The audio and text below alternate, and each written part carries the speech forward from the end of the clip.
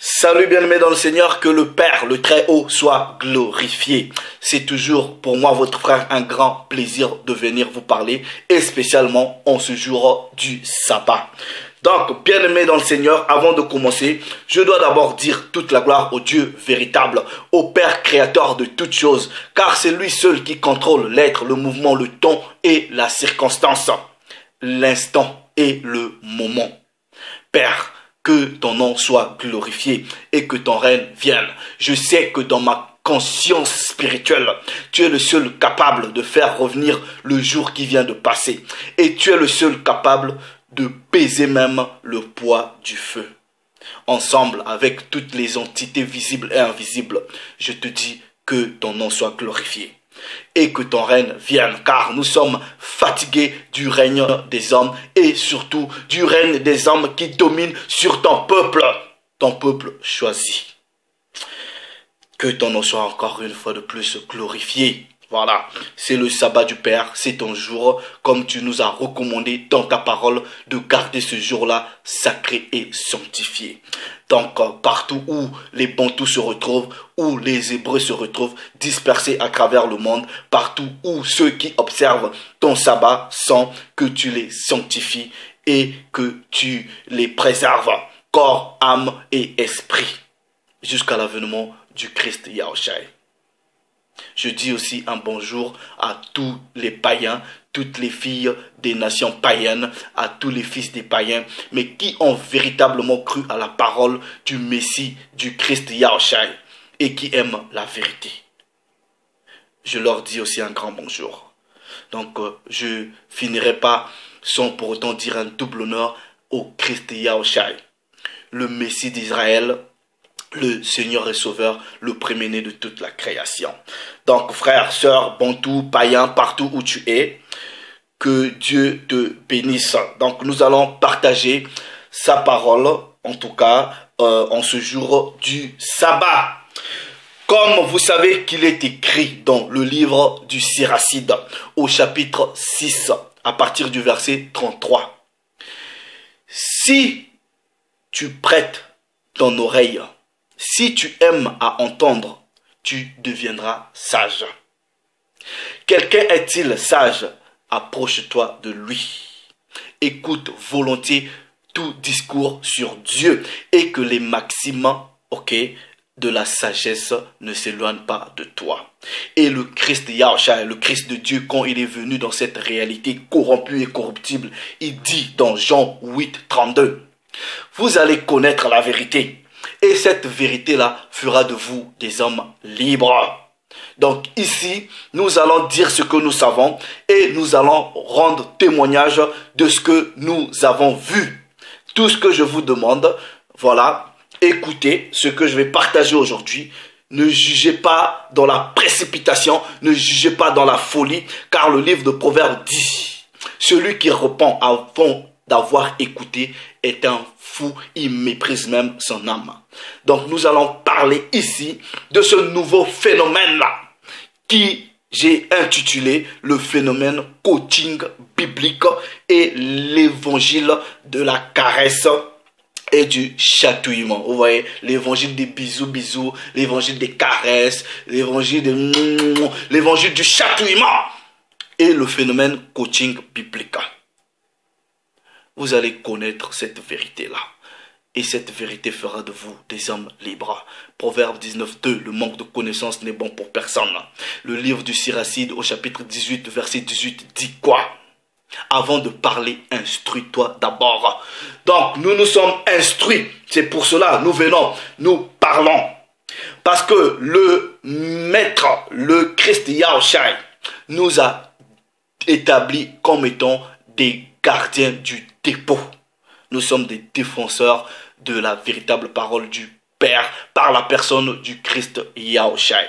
Donc on va parler du phénomène, coaching biblique et l'évangile de la caresse et du chatouillement. Maintenant, dans ma langue, dans le lingala, on dit Mabe et Koti. Mabe et Koti, ça veut dire quoi? Ça veut dire le mal est rentré. Le mal est rentré. L'iniquité est rentrée. Et comme l'iniquité est rentrée, qu'est-ce que nous devrons faire? Vous voyez, moi, votre frère, je suis qu'une pauvre sentinelle. Je suis qu'une pauvre sentinelle. Regardez ce que la parole de Dieu dit, ok, dans Ésaïe, chapitre 58, du premier verset. Il est écrit, crie dans la version seconde 19:10. Crie à plein gosier, c'est-à-dire élève ta voix. Dans les versions anglaises, on dit cry aloud, c'est-à-dire crie, crie, crie, crie, crie. C'est pour cela que je viens, je crie à plein gosier et je ne me retiens pas. Élève ta voix comme une trompette. Donc aujourd'hui, je vais lever ma voix comme une trompette. Et annonce à mon peuple ses iniquités et à la maison de Jacob ses péchés. Donc je viens premièrement parler à la fille et au fils de mon peuple, à Jacob, à Israël, à tous ces bantous dispersés à travers le monde. C'est à vous que je viens parler. Et je ne vais pas me retenir. Ma voix, c'est la trompette. Donc nous allons parler de ce nouveau phénomène que vous voyez dans les réseaux sociaux. Ok, le coaching biblique. Il y a des gens qui se sont auto-proclamés des coachs bibliques. Vous voyez, quand je vous dis, le christianisme actuel n'est que le paganisme. Et c'est un paganisme qui malgré qu'il a reçu un baptême, il ne s'est pas repenti. Toi, peuple hébreu, toi, bantou, toi, fille, fils de mon peuple qui m'écoute, réveille-toi. Réveille-toi. J'ai fait plusieurs vidéos, des frères ont fait plusieurs vidéos pour vous prouver que le christianisme actuel n'est que le paganisme. C'est l'emprunt même du paganisme. C'est-à-dire quand vous voyez le christianisme, ok, derrière le christianisme actuel, il y a un géant. Il y a une entité démoniaque. C'est Satan. Et il a infiltré, ok, la parole, il a infiltré cette vérité. Et il égare les gens. Vous voyez, Père, vous remarquez sur les réseaux sociaux, il y a un phénomène, vous voyez les gens sont devenus comme étant des coachs, ok? Ils sont des coachs soi-disant bibliques. Et la majorité de ces coachs-là qui viennent, qui parlent de la part du Père, c'est soi-disant des femmes. Ouf! Quand vous voyez celles qui se sont établies comme étant des coachs, qui n'ont pas reçu le mandat du Père, vous voyez ces femmes-là qui viennent, nous allons dire ce que nous savons, ok? Et Paul il dit, je peux être méchant avec la parole, mais je ne suis pas méchant dans la connaissance de la parole du Père. Vous voyez ces femmes-là qui se sont établies comme étant des coachs, elles viennent faire des vidéos live. Elles ressemblent à des prostituées. Et vous voyez, comment elles se maquillent. Elles dégagent la sexualité. Tout ce l'envie qu'elles vous donnent, c'est une envie sexuelle. Elles viennent.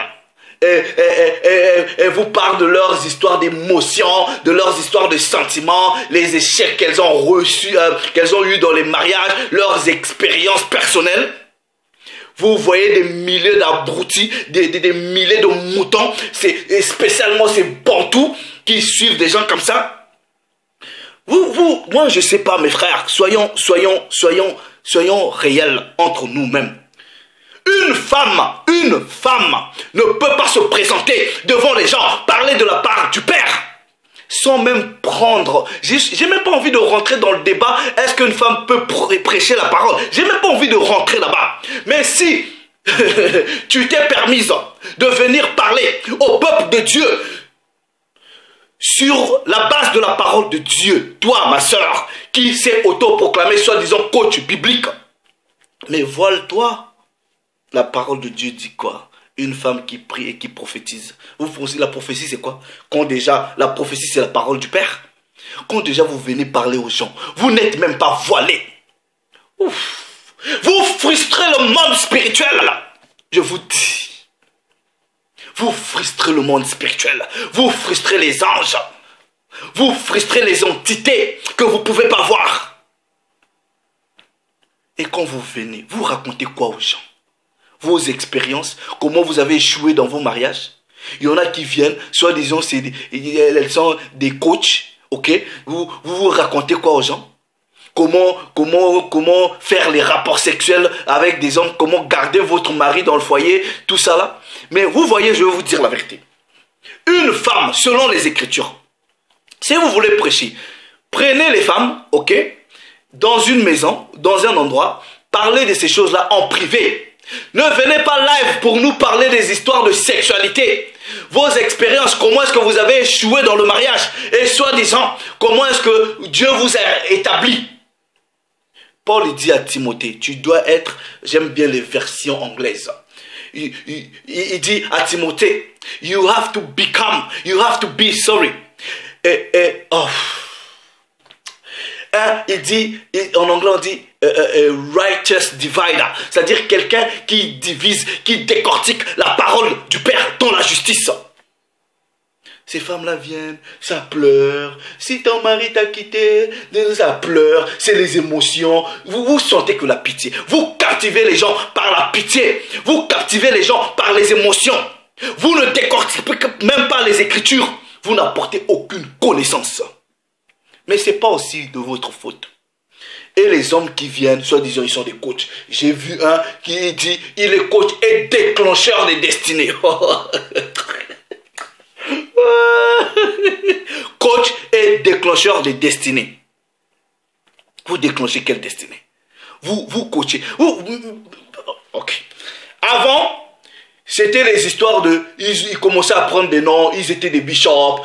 Bishop là, c'était pas assez. Ils sont devenus archibishop. Archibishop, c'était pas assez. Ils sont devenus aigle de l'Éternel, le renard de la parole, le lion, la gazelle. Ils prennent des surnoms. On ne sait pas pourquoi. Quand je vous dis, le christianisme, c'est le paganisme. Bientôt là, ils vont plus s'appeler pasteurs, ils vont plus s'appeler prophètes, ils vont maintenant s'appeler des coachs. Hein. Quand je vous dis que le christianisme, c'est le paganisme, ce phénomène-là de coach, donc, c'est plus dans le business, c'est plus dans le sport, c'est maintenant dans les histoires de Dieu. Quand vous voyez bien, nous qui avons, en tout cas le Père, par la grâce qui nous a fait, ok, de comprendre un peu beaucoup de choses. Quand je vous dis, vous voyez l'Europe et l'Amérique, ça c'est Babylone, hein, ok. Tous les enseignements, toute la doctrine satanique du christianisme, c'est Babylone, ok. Vous prenez chez les païens, vous ramenez dans la parole du Père. Jérémie vous dit quoi? Dans Jérémie chapitre 10, n'imitez jamais les choses des païens. N'imitez jamais les choses des païens. Toi qui te dis coach, maintenant montre-moi dans la parole de Dieu, il est où les histoires de coach? Coach de quoi? Coach, ton équipe là c'est composé de combien de gens? Vous jouez dans quelle division? Qui marque le but? Qui est l'attaquant? Non mais arrêtez ça, arrêtez. Et quand vous voyez même quand les hommes ils viennent, vous sentez les démons de la religion. Je ferai même une vidéo pour vous parler des démons de la religion chrétienne. Ok? Ils viennent, bien aimés, ils sont là, tout comme ça. Comme vous voyez déjà, vous voyez votre Jésus blanc que vous avez cru là, Borgia, c'était déjà un PD. Ok? Et l'esprit de Borgia, de l'homosexualité, vous possède. Quand vous venez, les hommes, ils sont là, ils sont tout doux, ils sont... comme des prêtres, l'esprit de l'homosexualité. Vous avez des voix douces pour séduire. Et quand vous venez, vous ne divisez pas la parole dans la justice. Vous n'apportez aucune connaissance au peuple. Vous les égarez. Coach biblique. Vous n'êtes plus des pasteurs, vous n'êtes plus des frères, vous n'êtes plus des prophètes, vous n'êtes plus des docteurs, vous n'êtes plus je ne sais pas qui, puisque vous aimez les titres. Aujourd'hui, voilà, c'est la nouvelle tendance. Je suis coach, voilà, coach. Coach de quoi? Coach de quoi? Qui est ton attaquant? Qui est ton gardien? Qui est ton défenseur? Coach de quoi? C'est toujours... Et vous voyez là, donc bientôt là, tout, puisque ce phénomène-là commence. Mais nous, étant que des sentinelles, on attire l'attention. On attire, on annonce surtout à la fille de mon peuple, à ces Hébreux, à ces Israélites, l'iniquité. Faites attention, faites attention. Regardez ce que la parole de Dieu dit. Regardez. Et quand ils viennent, c'est toujours leurs histoires personnelles qui ramènent. Il y en a qui viennent, ils sont des coachs, soi-disant bibliques. Ils vous parlent des histoires d'argent. Ils sont partis dans les universités apprendre un peu les techniques commerciales, les techniques de marketing. Ils viennent, ils prennent un peu 2-3 versets. Voilà, ils adaptent l'intelligence du monde à la parole de Dieu. Et vous pensez qu'ils maîtrisent les choses. Ils ne maîtrisent rien du tout. Ils vous égarent. Et le Père lui-même a permis que vous croyiez à ce qu'on appelle la grande illusion. En anglais, on dit strong delusion. Vous croyez au mensonge. Regardez ce que la parole de Dieu dit. Je vais dans le livre de Timothée. 2 Timothée, chapitre 4.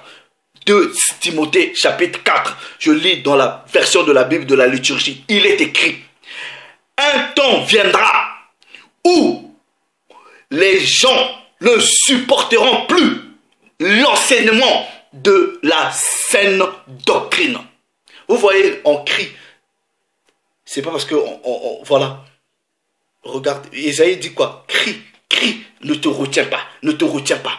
Vous voyez, quand le Christ Yahushua parlait à 3000 personnes, vous pensez qu'il était comme votre PD quand vous montrez dans les films là, il parlait comme ça. Vous pensez que le Christ parlait comme ça, il était comme ça? Il criait.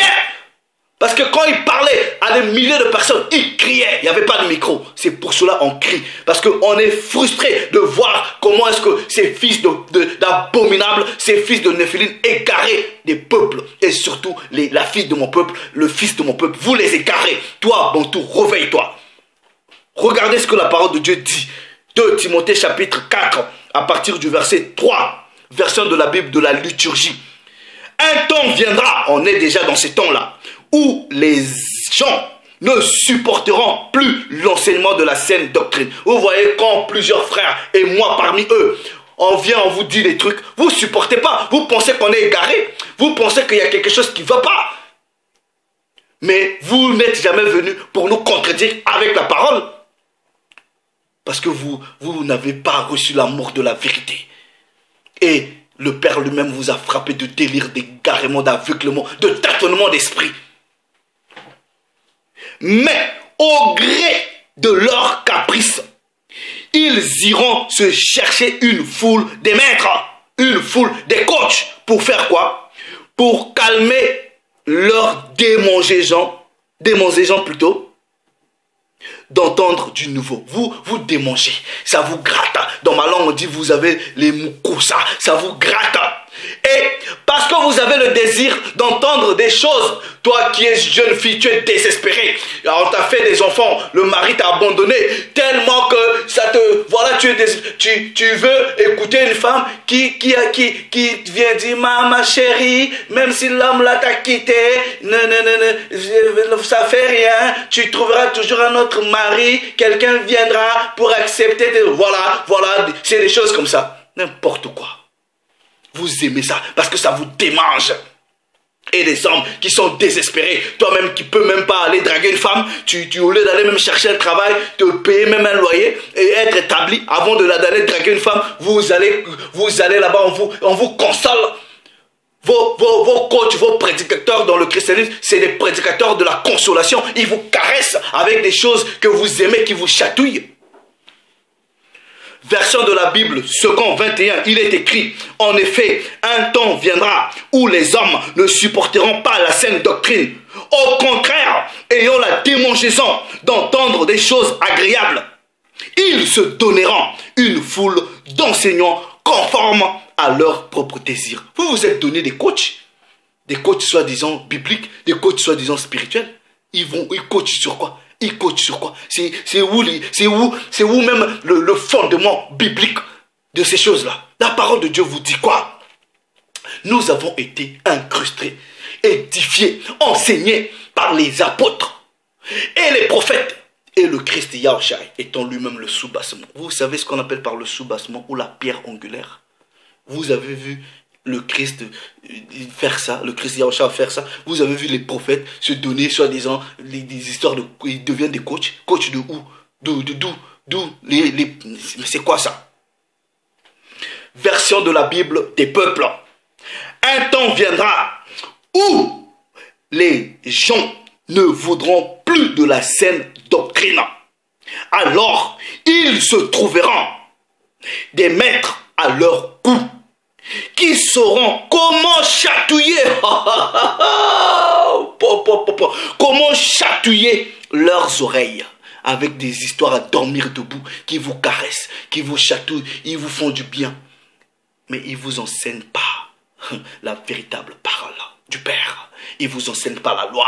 Comment est-ce que vous pouvez vivre selon la parole de Dieu? Ils ramènent leurs propres expériences, leurs échecs ou encore leurs réussites, les techniques commerciales qu'ils ont apprises dans les universités, dans les écoles. Ils viennent pour vous agiter. C'est que de la consolation. Ils ne disent pas, voilà, laisse le péché. Voilà, il y a des lois qu'il faut suivre. Voilà, il faut observer le sabbat. Ils ne vous disent pas ça. Ils ne vous disent pas ça. Ils vous êenseignent quoi? Ils vous enseignent quoi? Vous voyez les coachs là, vos soi-disant pasteurs dans le christianisme, c'est vous-même qui êtes partis les chercher. Le Père ne les a pas envoyés. Regardez ce que la parole de Dieu dit. Jérémie chapitre 3 du verset 15. Je vous donnerai des bergers selon mon cœur. Parce que Timothée dit, vous êtes partis chercher ces coachs-là, ces pasteurs-là, bibliques, vous-même. Mais les vrais brebis ne vont pas chercher des pasteurs. Non, c'est Dieu qui leur envoie des pasteurs. Je vous donnerai des bergers selon mon cœur. Et ils vous paîtront avec intelligence et sagesse. Si j'avais encore le temps, j'allais décortiquer ce verset. Pour que vous compreniez c'est quoi l'intelligence selon la parole de Dieu, c'est quoi la sagesse selon la parole de Dieu. Mais on vous dit, il nous donnera plutôt des bergers, des pasteurs selon son cœur. Mais vous êtes partis chercher les pasteurs, les coachs selon votre cœur. Et ils font quoi? Ils vous égarent. Ils vous égarent. Vous voyez ces hommes-là, soi-disant, ils sont des coachs, qui sentent l'homosexualité, ces femmes-là qui viennent, soi-disant des coachs, elles dégagent la sexualité. Ma chère, ma chérie, oui, vous voyez ces âmes-là, elles ont des ongles comme ça, vous sentez ce mot, oh, je ne sais plus quoi dire. Et c'est des femmes comme ça que vous suivez, c'est des hommes comme ça que vous suivez, des coachs. Montrez-moi les histoires de coachs. Vous voyez désormais, tous vos pasteurs dans vos églises où on vous abrutit là, vont devenir des coachs. Mais ce phénomène de coach, c'est dans le sport. Ce phénomène de coach, c'est dans le monde des affaires. Maintenant, vous avez des coachs bibliques, des coachs dans la parole. Réveille-toi. Réveille-toi, réveille-toi, peuple bantou, réveille-toi, peuple hébreu, réveille-toi, païen qui a accepté la vérité de la parole du Père. Réveille-toi, peuple de Dieu. Vous devrez faire face à l'invasion satanique. Vous devrez vous réveiller, crier. Vous êtes des sentinelles. Vous voyez, ça c'est le dépôt. Hein. Quand le dépôt est attaqué, toi, tu ne peux pas dire que tu aimes le Christ Yahushua, tu aimes la parole de Dieu. Non. Coach de quoi? Vous voyez, on est qu'au début du phénomène. Ce phénomène-là va prendre de l'ampleur. Et ce phénomène va dominer l'Église. Vous voyez, même chez mes frères congolais, ces pasteurs-là, ils ont toujours des surnoms bizarres. L'aigle de l'Éternel, je ne sais pas, cheval de la parole. Voilà. Les noms, ils prennent des noms et aujourd'hui, ils aiment les choses du monde. Et ils aiment les choses du monde. Vous avez des coachs. Demain, vous allez avoir quoi? Wake up, wake up, wake up. Réveillez-vous, réveillez-vous. Reprenez ces gens-là, reprenez. Parce que la parole de Dieu dit que celui qui parle, j'aime bien les versions en anglais, qu'il parle selon comment c'est écrit. Le Père s'est encore glorifié. Le Père s'est encore glorifié. Frère, faites attention. Vous voyez, le christianisme, c'est le paganisme. Mais malgré plusieurs baptêmes, il ne se repent pas. Il ne change pas. Vous devrez connaître la vérité. Et cette vérité-là fera de vous des hommes libres. C'est un nouveau phénomène qui commence. Je ne sais pas où il va finir. Voilà. J'ai discuté avec un frère qui se dit coach. Il était live. Il racontait des hérésies. Je l'ai repris, inbox. J'ai discuté avec lui. Je lui ai fait comprendre que ce qu'il disait, c'était un égarement. Mais j'ai béni le Père parce que le frère a eu l'humilité de reconnaître que, bon voilà, il était dans le faux. Mais combien sont vos soi-disant grands pasteurs là qui vous égarent? Combien? Je connais ces hommes-là qui vous égarent. Faites attention, réveillez-vous. Voilà, le Père s'est encore glorifié. L'évangile de la caresse, de la consolation, du chatouillement. Ça vous gratte les oreilles, ça vous gratte un peu le cœur. Ça vous fait plaisir. Quand la parole de Dieu commence à vous faire plaisir, ça c'est pas une bonne parole. Parce que la parole doit vous percer. La parole doit diviser votre être, doit séparer le corps de l'âme et même de l'esprit. C'est pas ce que la parole de Dieu dit dans Hébreu. Vous voyez le Christ Yahushua dans Jean chapitre 6. Lisez à partir du verset 60. Il est en train de diviser, décortiquer. Il est en train de partager la pureté de la vérité de la parole. Il y avait quelques personnes qui étaient là. Elles n'ont pas pu supporter en disant, qui peut supporter ce que tu dis? Qui peut supporter ces paroles-là? Et il s'est retourné, la parole dit, il s'est retourné, il a regardé les 12. Et il dit aux 12, et vous aussi, vous ne voulez pas partir, vous ne voulez pas fuir, vous ne voulez pas partir comme les autres sont partis. Un apôtre va dire, tu as les paroles de la vie. Tu as les paroles de la vie. Où irons-nous? Où irons-nous? Frère, réveillez-vous. Quand vous voyez un phénomène comme ça, venir envahir vous voyez, dans le christianisme, il reste un tout petit peu, une toute petite part de la vérité. Une toute petite. Essayons quand même de défendre le peu qui nous reste. C'est des envahisseurs. Ces phénomènes qui envahissent. Et je vous dis, c'est que purement paganisme. Et l'entité derrière le paganisme, ce n'est d'autre que Satan lui-même. Voilà. Le Père s'est encore glorifié. Salut les amis.